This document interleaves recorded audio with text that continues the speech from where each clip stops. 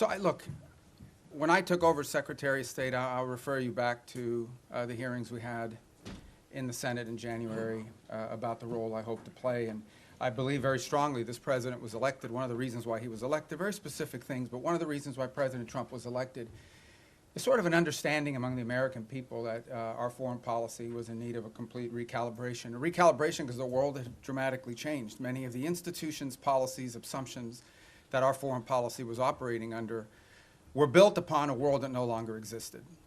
And it required us to re-examine that. One of the assumptions that I think we had lost during this period of time, and I don't mean to make this an academic lecture, but I wanted to give you some insight into the broader thinking, as I highlighted at that hearing less than a year, almost a year ago now, is one of the assumptions was the loss of the notion of the national interest in our foreign policy. At the core of foreign policy needs to be the national interest of the United States. Now, that doesn't mean that there aren't issues and things we care about in the world, but at its core, the core principle of the national interest, the core principle behind our foreign policy needs to be our national interests. So you have to, first of all, define what is the national interest, and then you have to apply it.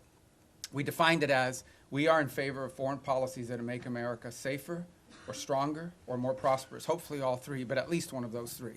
At the same time, one of the things we looked at is foreign aid. Foreign aid is not a separate activity of the United States government. It is an element and a tool of our foreign policy, and it should be used for the purpose of furthering the national interest. That doesn't mean we don't care about human rights. That doesn't mean we don't care about starvation. That doesn't mean we don't care about hunger. That doesn't mean we don't care about humanitarian need.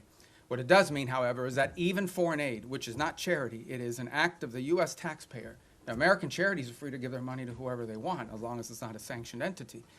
But the United States and the taxpayer money should be spent in furtherance of our foreign policy, should be spent in places and on things that further our foreign policy, and even that is not unlimited. We have a limited amount of money that we can dedicate to foreign aid and humanitarian assistance, and that has to be applied in a way that furthers our national interests, and that's what we have sought to do as well.